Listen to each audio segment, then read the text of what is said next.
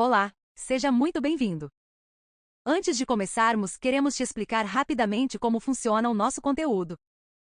Temos um canal no Telegram com diversos audiolivros de diferentes gêneros pensados para que você possa ouvir quando quiser.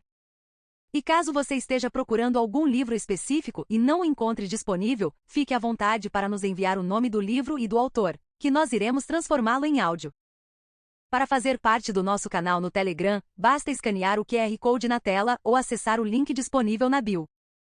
Agradecemos pela sua atenção. Notas. Para o meu pai, Bill Panil, que adora as palavras tanto quanto eu, talvez até mais. Logan Scott me ligou bem na hora em que eu estava preparando o jantar. Quase não atendi porque eu e meu pai estávamos cantando juntos os maiores hits do ABBA. Pouca gente me faria interromper o ABBA, mas sim, claro, Logan podia. Logan era meu ex-namorado do ensino médio. Ele ainda se sentia culpado pelo modo como terminamos e lidava com essa culpa me enviando oportunidades de trabalho. Não era o pior jeito de lidar com essa culpa. Era a penitência que ele pagava por sua vida ilesa. Embora a vida de ninguém seja de fato ilesa, acho. Sua vida menos ilesa, talvez. Ele era empresário. Em Hollywood. De roteiristas. Uma ocupação muito glamourosa. Teoricamente, ele era meu empresário, apesar de eu nunca ter rendido nenhum dinheiro a ele. Eu era meio que seu caso pro bono. Tudo bem, ele sempre insistia. Eu acabava recompensando. Eu havia participado de 2 concursos diferentes para escrever roteiros de cinema, porque o Logan insistiu para que eu me inscrevesse. Ele me abriu as portas para que eu trabalhasse como freelancer para Variety. E todas aquelas críticas de filmes que escrevi que me renderam um salário mínimo? Cortesia dele. Ele não parava de me enviar trabalho. Eu disse a ele que deveria parar de se sentir culpado. Eu estava bem. Mas, na verdade, eu não quis dizer exatamente isso. Não se essa culpa dele fosse continuar pagando meus boletos. Alguns, pelo menos. Contei tudo isso para dizer que naquela noite em particular, Logan tinha uma oferta incrível para mim. Emma, ele começou. Você precisa se sentar. Neste exato instante estou virando panquecas para o jantar, respondi. Minha irmã, Sylvie, estava vindo da faculdade para minha casa, por isso resolvi preparar a comida preferida dela. Você vai deixar cair todas essas panquecas quando ouvir isso? Logan disse, como se tivesse me imaginado fazendo malabarismos com as panquecas. Cobre a pilha das que estavam prontas com papel alumínio, desliguei a música e do outro lado da sala, fiz sinal de 1 minuto com o dedo para o meu pai. Meu pai aqueceu com um aceno de cabeça e completou com um entusiasmado joinha, como se dissesse faça o que você tiver de fazer. Estou pronta, disse ao Logan. Você está sentada mesmo? Não, não estou brincando. Você precisa se sentar. Fui até a nossa mesa de jantar e café da manhã e me sentei no meu lugar já definido. Ok, respondi. Estou literalmente sentada. Tenho um trabalho para você, Logan disse em seguida, fazendo uma pausa para criar um efeito. Eu aceito, respondi. Escrever o roteiro de um longa-metragem, ele prosseguiu, esticando a frase. Feito. Falei como se quisesse dizer prossiga. E então ele foi para o grande finale. Com o Charlie Yates. Logan tinha me mandado sentar, mas ao ouvir esse nome, eu me levantei. Depois congelei. E franzi a testa. E esperei. Seria uma pegadinha? Alô? Logan disse por fim. Você ainda está. Me desculpe, respondi balançando a cabeça. Achei que eu tivesse ouvido você dizer Charlie Yates. Sim, eu disse Charlie Yates. Eu me sentei de novo. Charlie Yates? Repeti, como se houvesse possibilidade de equívoco. Quase consegui perceber Logan abanando a cabeça. Sim, mas eu precisava de mais uma confirmação. Charlie Yates, o que escreveu The Destroyers? Charlie Yates que escreveu The Last Gunslinger Smoke Screen e Fort Miles to Hell? O roteirista dos roteiristas A Lenda Viva, o responsável por metade do país repetir o bordão Feliz Natal, cowboy. Esse Charlie Yates? Logan confirmou como se estivesse degustando o momento. Esse mesmo. Tomei um gole de água gelada do meu copo. Ele escreveu uma comédia romântica, Logan me disse e eu me engasguei. Logan esperou enquanto eu me recuperava. Charlie Yates escreveu uma comédia romântica? Então, eu achei suspeito. Um western? Com certeza. Um filme de horror? Sem dúvida. Uma aventura espacial distópica em que os robôs devoram todos os seres humanos? Num piscar de olhos. Mas uma comédia romântica? Não mesmo. Ele não escreveu, eu disse, respondendo à minha própria indagação. Escreveu. E é boa. Eu perguntei ao mesmo tempo que balançava a cabeça negando, para desfazer a pergunta. Claro que era boa. Eu tinha visto todos os filmes que Charlie Yates havia escrito e lido todos os seus roteiros, produzidos ou não, todos os que consegui encontrar, claro. Eu os imprimi da internet e com todo carinho os encadernei com grampos de papel antes de os colocar em ordem alfabética na prateleira exclusiva para eles na minha estante. Eu não os li apenas. Fiz marcações, anotações. Eu os cobri de post-its e pontos de exclamação. Sem dúvida tudo o que ele escrevia era bom. Charlie Yates não escreveria um roteiro ruim nem se lhe ameaçassem de tirar todos os seus prêmios. Está horrível, Logan disse em seguida. O quê? Não podia ser. Tão horrível que até chamar de horrível é um insulto para o adjetivo horrível. Tentei assimilar isso. Você leu o roteiro? Perguntei. Meus olhos jamais serão os mesmos, mas sim, eu li o rascunho inteiro. Você leu o rascunho? Perguntei. Como? Como meu ex-namorado do ensino médio andava, de modo aleatório, lendo os primeiros esboços particulares do roteirista superstar mais amado do mundo. Logan fez uma pausa e então disse. Veja, eu estava esperando o momento certo para contar isso a você, mas na verdade eu sou o empresário dele. O quê? Eu me levantei. De novo. Eu estava esperando para contar isso porque sabia que você ia surtar. Eu não estou surtando, respondi, mas na verdade agora eu estava dando voltas em torno da mesa de jantar, fazendo um círculo sem sentido, parecendo uma doida. Eu sabia que Logan representava algumas pessoas de destaque, mas não com esse destaque. Só pelo jeito que você está respirando, sei que surtou, disse Logan. Como eu estou respirando? Perguntei incisiva. Como uma superfã do Charlie Yates que neste exato momento está perdendo a cabeça. Tudo bem, ele não estava errado. Respirei fundo e andei até a porta do apartamento, saí e caminhei sem pressa pela nossa sacada externa do quarto andar, com muita calma, como uma pessoa não surtada. Tentei outra vez. Você está falando sério que é o empresário de Charlie Yates? Sim. Charlie Yates? Perguntei, frisando o sobrenome, como se ele talvez estivesse falando de outro Charlie. Em seguida perguntei de novo, Charlie Yates? Como se ele talvez estivesse se referindo a outro Yates. Sim para as duas perguntas. Eu fiquei desconcertada. Há quanto tempo isso está rolando? Faz uns 3 anos. 3 anos? Gritei. Depois disse mais baixo, você acabou de me dizer 3 anos. Você está trabalhando com o meu roteirista favorito faz 3 anos e nunca sequer mencionou isso? Não é porque eu nunca tenha pensado nisso, disse Logan, tentando com sua voz me acalmar. Eu tinha decidido esperar até o momento certo. Pensei em toda a alegria de estar a um tiquinho de distância de Charlie, fodástico Yates, uma alegria que já me fazia falta havia 3 anos. Então eu disse num tom acusador. Você decidiu esperar. Sim, porque como você já sabe, o senso de ocasião é tudo. Bem, ele não estava errado nisso. Eu cheguei no limite da sacada do apartamento, me inclinei sobre o corrimão e olhei para as luzes noturnas sobre o estacionamento e as luzes dos carros na rodovia, mais além, e então para as luzes do centro da cidade brilhando à distância. Eu conheci alguém que conhecia Charlie Yates. Tudo tinha um novo brilho cintilante.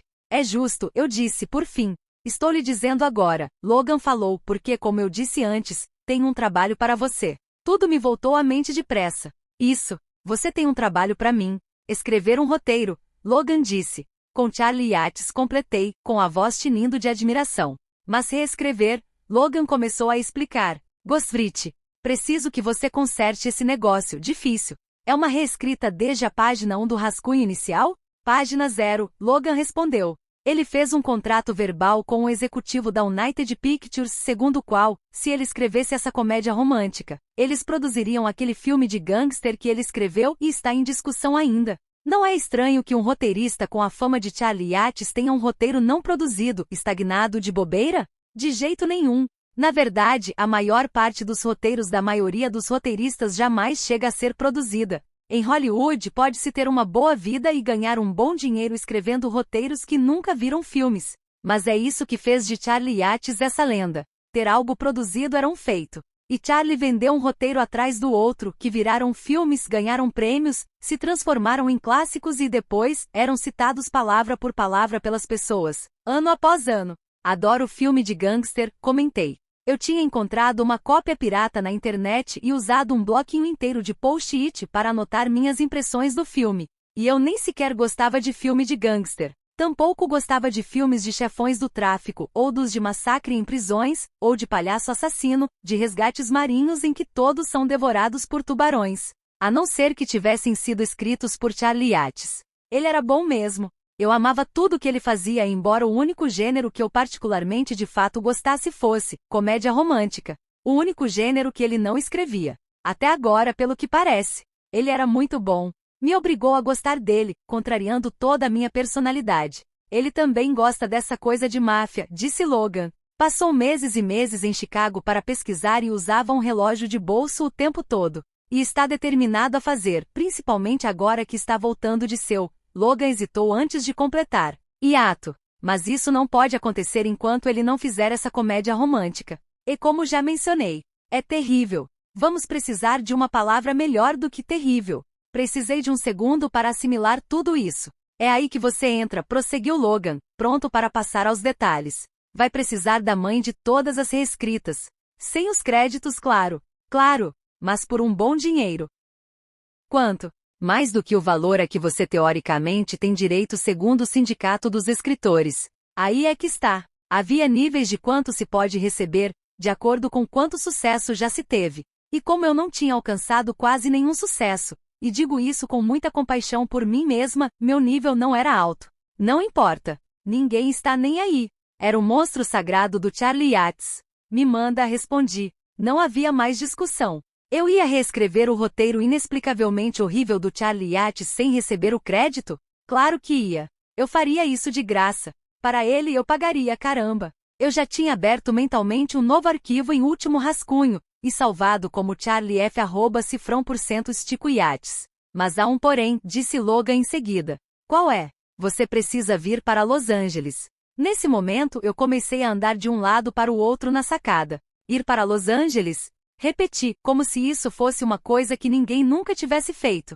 Não para sempre, Logan acrescentou. Só durante o período de trabalho da reescrita. Quanto tempo levaria uma reescrita? Eu nunca tinha feito esse tipo de trabalho para ninguém. Logan leu meu pensamento.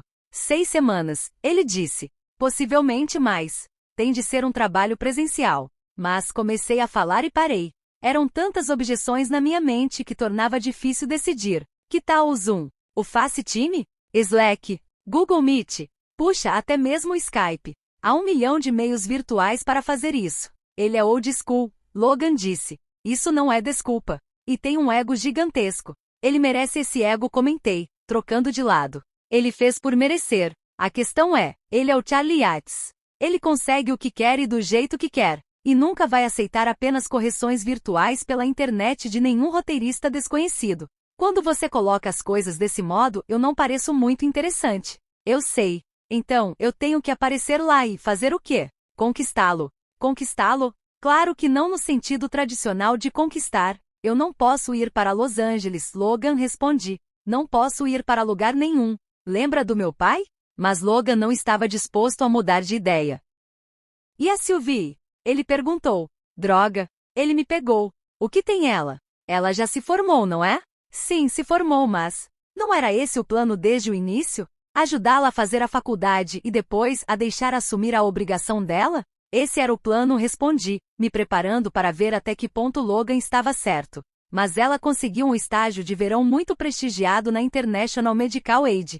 Papo furado. Logan gritou. Você quer dizer que eu estou de papo furado?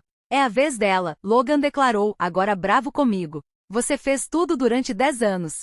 Um pouco menos de 10 anos, corrigi. E o plano desde o início era que ela voltasse para o Texas depois da faculdade e assumisse. Sim, mas isso foi antes. Ligue para ela, Logan exigiu. Ligue agora mesmo e peça a ela que volte. Você nunca mais vai ter outra chance como esta. É a oportunidade da sua vida. Eu não tenho que ligar para ela. Ela está vindo do aeroporto agora. Lembra das panquecas? Oportunidade perfeita, Logan afirmou em seguida. Diga para ela no jantar. Mas eu apenas me debrucei e apoiei a testa no corrimão de metal enquanto o caminhão de lixo passava roncando lá embaixo. Não quero fazer isso. Seja justa com você mesma, Emma, Logan tentou me convencer. Por que ainda estávamos falando sobre isso? Eu tinha coisas para fazer e estava sem tempo para bobagem. Eu não vou atropelar os sonhos da Sylvie, Logan. Isso não está na minha lista de afazeres de hoje. Mas e você? Perguntou Logan. E os seus sonhos? Ao ouvir isso, eu me levantei. Meus sonhos foram atropelados há muito tempo, eu disse, como se fosse um acabamos por aqui. 2.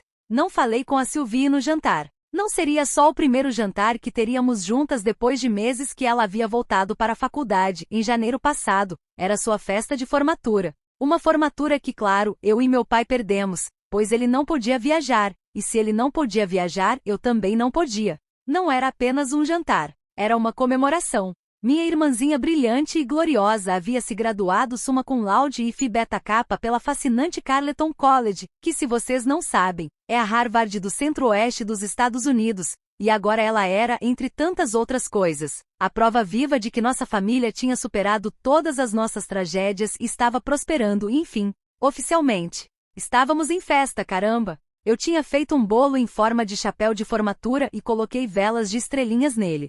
Enfeitei a cozinha com bandeirolas douradas e espalhei confetes pela mesa. Digitei mini cardápios e enrolei em forma de diplomas.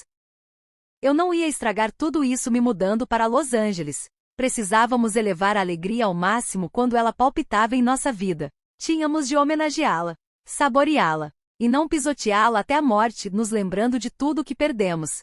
Sylvie apareceu vestida com uma camiseta cropped com seus esvoaçantes cabelos lisos e loiros de contos de fadas, simbolizando a personificação da juventude, da beleza e da esperança, carregando 500 sacolas de roupas sujas. Eu a abracei e pulei em seu pescoço com uma alegria verdadeira, gritei e beijei suas bochechas. Papai nos encontrou na porta com seu andador e nós cantamos Feliz Formatura para você. Na melodia da canção, Parabéns a você. Meu pai ainda acrescentou um pouco de percussão com uma maracá. Depois comemos pilhas de panquecas e salsichas e esguichamos chantilly enlatado em tudo. Nós nos sentamos em nossa saleta de jantar, conversamos e nos provocamos uns aos outros. E aproveitamos tanto cada segundo por estarmos juntos de novo que eu quase fiquei ressentida em algum cantinho da minha mente pelo fato de Logan Scott ter ligado do nada com aquela notícia maluca do Charlie Yates e eu ter complicado as coisas. Este, entre todos os outros, era o dia em que eu menos queria que tivesse acontecido qualquer coisa. Quanto mais a noite avançava e quanto mais tempo passávamos sentados conversando, pondo os assuntos em dia e tomando root beer com bola de sorvete flutuante de sobremesa, mais a memória daquele telefonema se dissipava em minha mente. Eu tinha uma sensação crescente de paz pelo fato de a crise ter passado, por não ter mais de tomar decisões difíceis e porque a vida continuaria tão normal e previsível, e vagamente insatisfatória como sempre. Eu só queria ser feliz, sem complicações, simplesmente feliz por, digamos, uma noite. Era pedir muito? Aparentemente sim. Senso de oportunidade de fato era tudo. Eu acho. Talvez você esteja se perguntando por que meu pai, um homem de 55 anos, teve de usar um andador para chegar até a porta e cumprimentar minha irmã, ou porque não pudemos ir à formatura dela, ou porque seu instrumento de percussão preferido era uma maracá. Vou lhe dar a mesma resposta um tanto alegre e bem simplificada que sempre dávamos a todos.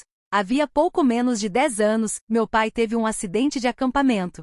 Pressionada por mais explicações, acrescento. Ele foi atingido na cabeça num repentino deslizamento de rochas quando estava escalando no Parque Nacional de Yosemite e sofreu uma lesão traumática no cérebro, o que o deixou com um lado parcialmente paralisado num estado chamado hemiplegia, além de isso ter originado um problema no ouvido interno chamado doença de Meniere, que desalinhou seu equilíbrio de um modo profundo. Esse é o resumo de uma longa história. Estou deixando muita coisa de fora. Na verdade, estou omitindo a pior parte. Mas isso é suficiente por hora. É por isso que meu pai não pode ficar sozinho. É por isso que ele andava pelo mundo como se tivesse 90 anos. É por isso que eu me preocupava com ele 24 horas por dia, durante os 7 dias da semana. E é por isso que escrever um roteiro com Charlie Yates em Los Angeles estava total, completa e inteiramente fora de questão. Eu não ia me esquivar de minhas responsabilidades. Não ia abandonar meu pai. E não ia ofuscar o potencial da minha irmãzinha deixando para ela as responsabilidades de cuidadora médica num apartamento de 56 metros quadrados.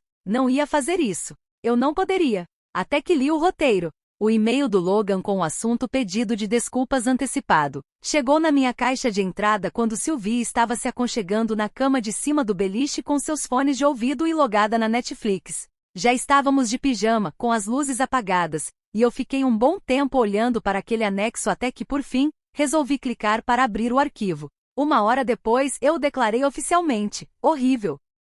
Iríamos mesmo precisar de uma palavra mais horrível para designar horrível. A princípio, pelo menos em tese, era uma versão atualizada da clássica e adorada comédia romântica Aconteceu Naquela Noite, escrita por uma pessoa que evidentemente jamais havia assistido ao filme. Se vocês não o viram, façam-se um favor, parem tudo o que estiverem fazendo, não importa o que, e assistam. Esse filme já tem 90 anos e ainda brilha com energia, vitalidade e encanto. Um jornalista durango e azarado tenta ajudar uma socialite fugitiva a viajar de ônibus para Nova York na esperança de conseguir sua reportagem exclusiva, e, em vez disso, ele se apaixona perdidamente por ela. Clark Gable é muito sexy. Claudette Colbert é linda e atrevida. E a tensão romântica? É de assistir se deliciando. É o road movie de comédia romântica que deu início a milhares de road movies de comédias românticas, e arrebatou Oscars, vencendo as 5 categorias, entre elas a de melhor roteiro. É um titã do gênero. É praticamente sagrado. E Charlie Yates, meu adorado Charlie Yates, meu padrão de ouro, o escritor pelo qual todos os outros escritores são julgados, meu roteirista herói absoluto de todos os tempos. Ele tinha mutilado o filme. Ele o maculou. Ele o profanou. Esse negócio que ele fez, eu nem quero dizer escreveu. Não tinha entusiasmo, estrutura, nem humor, nenhuma alegria, e nenhuma cena que sequer lembrasse o filme original. O título era o mesmo, os nomes dos personagens também eram os mesmos.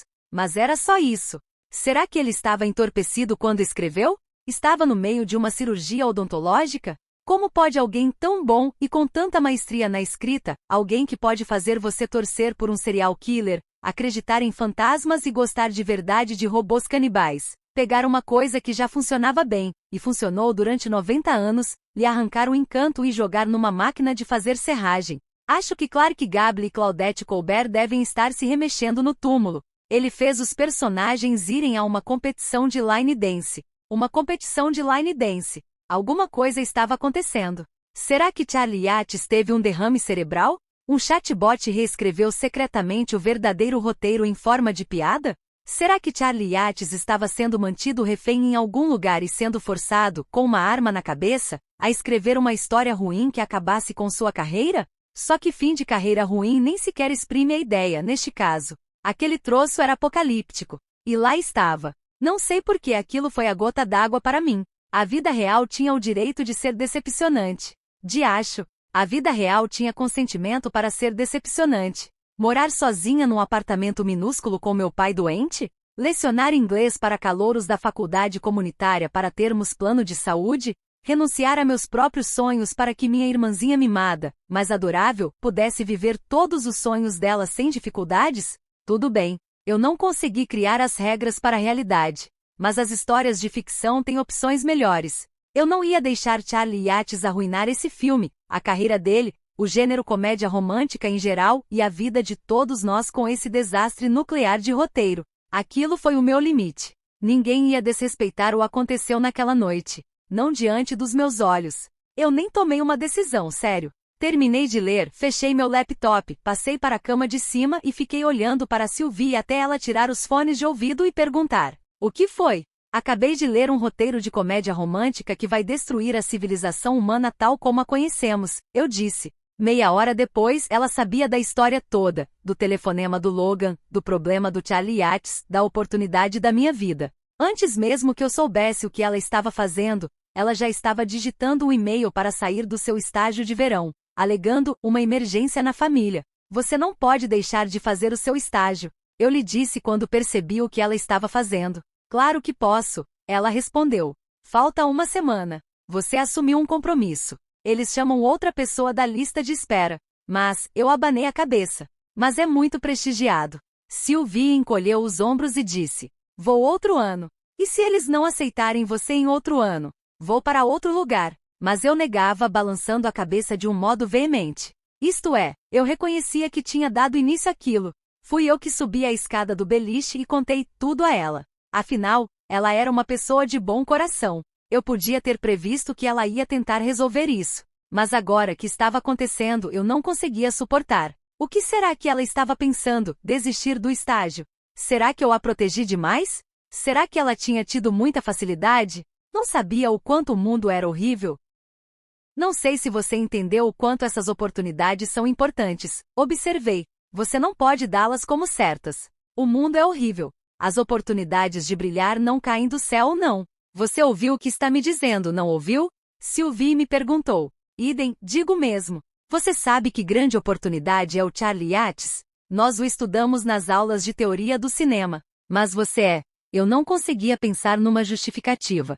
Você é jovem. Você também é jovem. Você tem um futuro promissor. Você também. Mas você é. Eu encolhi os ombros. Você é a Sylvie. Você é a minha Sylvie. E você é a minha Emma. Fiz que não com a cabeça, tentando dizer a ela que esse argumento não tinha nenhum peso. Não posso tirar de você essa oportunidade. E eu não posso tirar a sua oportunidade de você. Mas você já disse sim para a sua oportunidade. Mas a sua oportunidade é maior que a minha. Quanto mais argumentávamos, mais eu sentia que deveria assumir um lado. E é claro que esse lado era sempre o da Sylvie. Ela era de fato a minha Sylvie. Eu praticamente a criei. Entre mim e Sylvie, eu escolhia Sylvie, toda vez. Isso era um fato. Eu não sabia ser sua irmã, mãe substituta de outro jeito. Mas Sylvie não desistia. Acho que vamos ter de decidir na cara ou coroa. Não vou fazer isso, Sylvie. Argue. Criei um monstro. Eu vencia todas as discussões, mas agora ela já era bem grande para me vencer. Sabe de uma coisa? Tentei encerrar o assunto. Vamos falar sobre isso amanhã. Tarde demais, Sylvie respondeu em seguida com um olhar travesso e desafiador. Acabei de clicar em enviar. Você o quê? Ela deu de ombros como se tivesse vencido. Enviei o e-mail. Nós não tínhamos acabado de conversar. Eu tinha decidido, Sylvie afirmou. Você vai para Los Angeles. Escreve de novo para eles. Eu disse, agarrando o laptop dela. Diga que foi um equívoco. Mas Sylvie agarrou o laptop contra o peito. Nunca. Ela disse. Estávamos quase começando a lutar para arrancar o laptop uma da mão da outra quando a voz do papai atravessou a parede. Meninas, ele gritou, parem de brigar. Eu e Sylvie congelamos de repente e nós olhamos uma para a outra como se disséssemos, agora, você acordou papai. Depois ouvimos a voz dele de novo, mais profunda dessa vez, ressoante e decisiva como a voz de Deus. Vamos discutir isso amanhã de manhã, como pessoas racionais, ele disse, num tom definitivo. E depois vamos votar. E então, ele pausou para ser mais claro, vamos mandar Emma para Los Angeles. 3. Uma semana depois, eu estava no avião. Eu podia facilmente ter levado um mês para fazer minhas malas e organizar os medicamentos do meu pai, etiquetar as prateleiras com suprimentos, usar códigos de cores nas listas de afazeres diários e cobrir cada superfície com lembretes em papeizinhos adesivos. Cuidar do meu pai não era uma arte, era uma ciência, e com toda certeza não era para amadores. Sylvie era uma garota esperta, segura, mas ela não havia recebido nenhum treinamento para isso, e eu me sentia como um astronauta entregando as chaves do ônibus espacial para um chimpanzé. Ele tem de beber, no mínimo, 1,5 litros de água todo santo dia, eu dizia a Sylvie enquanto marcava com tinta permanente as garrafas de água no armário. E ele não vai se lembrar. Por isso, você tem de ir atrás dele em todo lugar e o incomodar. Tenho mesmo de incomodá-lo? Sylvie perguntou como alguém que nunca tinha sido cuidadora de ninguém. Se você não o perturbar, ele não vai beber água suficiente, e vai haver um pico do nível de sódio no organismo dele, vai acumular líquido no ouvido interno dele, e ele vai perder o equilíbrio, bater a cabeça e acabar passando a noite toda no pronto-socorro. Ah, Sylvie exclamou. Incomodá-lo. Entendi. É bom ter uma tabela com códigos de cores, eu disse, abrindo um dos armários da cozinha para mostrar a ela onde estavam adesivados os últimos 3 meses. As caixas azuis são para a água. As amarelas são para os multivitamínicos. Vermelho, roxo, laranja e verde são todos para medicamentos. E os adesivos estufadinhos de unicórnio são para o sódio. Parece que o papai não se sente motivado por adesivos fofinhos de unicórnio. Os adesivos não são para ele. São para mim. Sylvie apertou os olhos para ler a tabela. E como funciona esse negócio do sódio? Será possível que ela não sabia disso? Será que a protegi tanto assim? Miligramas de sódio tinha sido o princípio organizador da minha vida durante a última década. Temos de manter a ingestão de sódio do papai abaixo de 1000 miligramas por dia, eu a informei, o que não é fácil. Uma fatia de fiambre tem 200. Mas como vou acompanhar isso? Saquei meu guia prático de sódio todo desgastado e cheio de orelhas. Você decora isto. Com fervor. Mostrei o livro com orgulho. Aprenda-o, viva-o. Eu consigo lhe dizer quanto de sódio tem em qualquer alimento que você possa mencionar. Sylvie olhou para o livro com hesitação. Sério, confirmei, é verdade. Tente. Me pergunte algo. Morango? Sylvie perguntou. 2 miligramas por xícara. Arroz branco. Ela perguntou em seguida. 9 miligramas por xícara. Batata frita. 68 miligramas num saquinho. Sylvie fez que sim, aprovando. Tente me surpreender, eu a provoquei. É um desafio. Posso passar o dia todo. Trufas. Suco de abacaxi. Beterraba. Moluscos. Parece que você sabe mesmo o que faz. Fiz que sim com a cabeça, como se dissesse eu sei. Vou detonar você, eu arrematei. A obsessão por sódio, claro, era para procurar controlar a doença de Meniere. Não se sabe exatamente o que a causa, mas já se sabe que é uma doença do ouvido interno que causa perda de equilíbrio. No caso do meu pai, começou claramente em consequência de sua lesão cerebral, e o caso dele foi bem grave, não se resolveu com o tempo. De todo modo, ele teria instabilidade nos pés, por causa da paralisia parcial do lado esquerdo, mas a doença de Meniere piorou isso 100 vezes. Mais do que a falta de firmeza, no entanto, ele tinha um sintoma chamado ataque de queda, em que ele sentia algo de repente, como se tivesse sido derrubado no chão, ou mesmo, às vezes como se o próprio quarto virasse de cabeça para baixo num movimento brusco. É por isso que tínhamos tapetes em toda parte e almofadas industriais no chão da cozinha e protetores de espuma nos cantos pontudos dos móveis. É por isso que ele não dirigia mais nem usava escadas, se pudesse evitar. É por isso que nós já éramos bem conhecidos de alguns enfermeiros do pronto-socorro mais próximo. É por isso que eu não confiava em Sylvie para ela assumir essa responsabilidade. Eu não estava segura de confiar a ela a administração das coisas durante 6 dias, muito menos 6 semanas. E era por isso que naquele momento eu não conseguia dormir no voo. O que eu estava fazendo? Aquilo era uma insanidade. Eu não podia simplesmente deixar meu pai com uma garota de 22 anos. Mesmo uma pessoa com formação universitária e com uma chave Phi Beta Kappa precisava de mais do que uma semana de preparação para aquilo. Nossa vizinha viúva, do apartamento ao lado, a senhora Otsuka, concordou em dar uma olhada neles depois de ter me visto chorando na lavanderia, mas isso não seria suficiente. Partir, na verdade, fazer as malas e pegar meu primeiro voo depois de quase uma década, me parecia algo tão irresponsável que eu não conseguia acreditar que estava deixando isso acontecer. Sentada naquele avião, apertada numa poltrona do meio na última fileira, ao lado do banheiro, ouvindo uma descarga atrás da outra, eu me dei conta de que estava tremendo. Tremendo de verdade. Muito. Não apenas minhas mãos, como num dia de frio quando se esquece de levar as luvas. Meu corpo todo, de maneira profunda. E meu coração estava batendo como um tambor, tão forte que quando olhei para baixo, vi o tecido da minha camisa vibrando. Seria medo? Eu estava com medo de voar? Medo de deixar meu pai? Medo de mudar minha vidinha limitada? Com certeza. Sim, todas as alternativas anteriores. Mais do que isso, porém, eu ia sentir saudade dele. Meu pai não era apenas um pai. Ele era a minha pessoa favorita. Ele era a pessoa favorita de todo mundo. Ele era um encanto. Às vezes, uma lesão cerebral traumática causa alterações de personalidade na pessoa. Ouve-se falar muito sobre raiva e depressão em consequência de lesões do cérebro como a dele, e faz sentido. Mas se a lesão mudou, e eu não sei se isso sequer é possível do ponto de vista médico, ela o deixou mais carinhoso. Meu pai sempre foi o pai que todo mundo queria ter. Se houvesse uma loja de pais, eles seriam mais vendido. Eles teriam prateleiras e mais prateleiras repletas dele para vender. Ele era sempre amoroso e incentivador, envolvido e brincalhão mesmo antes. Mas agora, depois de tudo isso, ele estava até um pouco mais impressionante. Ele estava feliz, perderá tudo naquele deslizamento de rochas, e encontrou um jeito de continuar a vida. Não só isso, ele encontrou um jeito de rir, e de cantar músicas engraçadinhas, e de fechar os olhos e virar o rosto para o sol, e ele me fazia fazer tudo isso também. Como ele conseguia? Como ele conseguiu estar numa situação à beira de um Grand Canyon pessoal de sofrimento e se sentir grato? E como, meu Deus, eu enfrentaria esse mundo desalmado sem ele?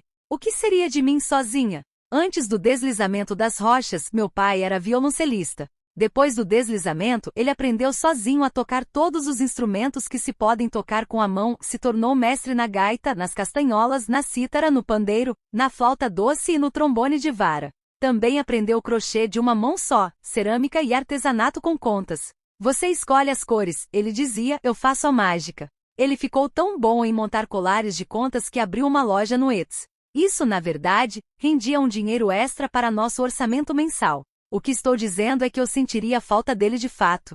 Então, dei por mim me perguntando, enquanto passávamos por um pouco de turbulência e eu apertava com força o apoio de braços, se talvez não fosse melhor que os sonhos nunca tentassem se concretizar. 4. Não conheça seus heróis. Não é isso que dizem?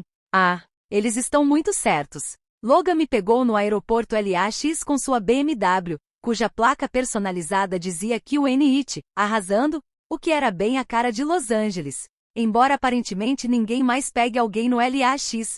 Sei disso porque foi a primeira coisa que Logan me disse quando entrei no carro. Espero que você esteja agradecida, ele disse. Eu me atrasei para me encontrar com ele porque minha enorme mala tinha ficado presa na esteira rolante das bagagens e a minha mala de mão estava com uma rodinha quebrada que se arrastava e rangia como se estivesse suplicando misericórdia, e me atrasava. Também porque fiquei tanto tempo no banheiro do aeroporto tentando transformar meu cabelo vermelho encaracolado em algo, menos encaracolado e menos vermelho, que perdi a noção do tempo. Eu não odiava meu cabelo nem nada. Ele só estava muito volumoso. Era a primeira, e a última, coisa que se notava em mim. Como minha amiga Maria disse uma vez sobre ter cabelos encaracolados, você não os controla, eles a controlam. No fim, eu me conformei com a mesma coisa que fazia com os cabelos todos os dias, puxar tudo para trás num rabo de cavalo alto com um scrunchie e dar por encerrado o trabalho. A outra opção era deixar o cabelo solto,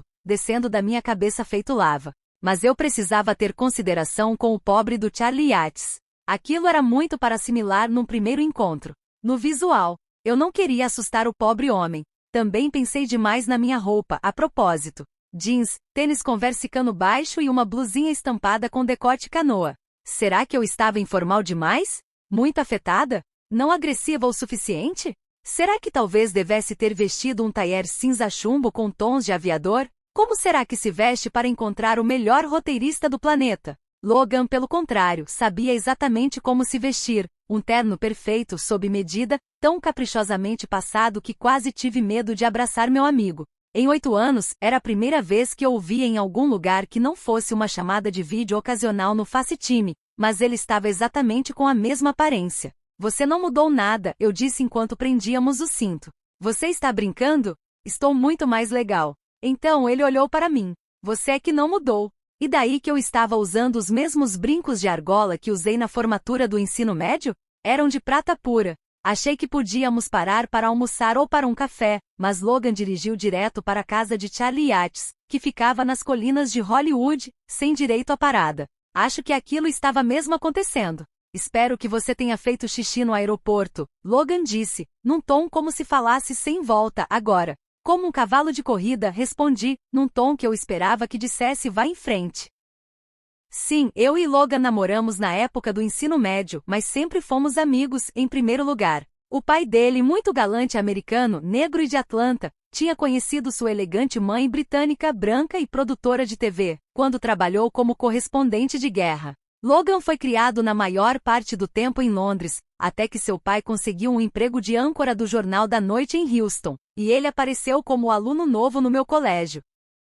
Criamos laços porque éramos os únicos 2 alunos das aulas de inglês que achavam que o poema After Apple Picking deveria se referir a sexo. Além disso, embora ele fosse alto e eu não, e embora ele tivesse um elegante sotaque britânico e eu parecesse uma simples adolescente americana, e embora sua pele fosse de um tom moreno jambo, e a minha fosse tão pálida e cheia de sardas que um colega das aulas de fotografia não parava de me olhar, apertando os olhos e dizendo que gostaria de poder acrescentar um pouco de contraste. Apesar disso tudo, tínhamos a mesma cor de olhos, cor de avelã, exatamente a mesma. Por isso, começamos a dizer para as pessoas que éramos gêmeos. Não gêmeos idênticos, claro, nós dizíamos. Essa brincadeira era tão engraçada, e nós ficamos tão bons nela que às vezes, as pessoas acreditavam em nós. Se alguém chamasse a atenção para as nossas evidentes diferenças genéticas, eu dizia, genética é complicado. Vai entender. E em seguida Logan acrescentava, os olhos não mentem.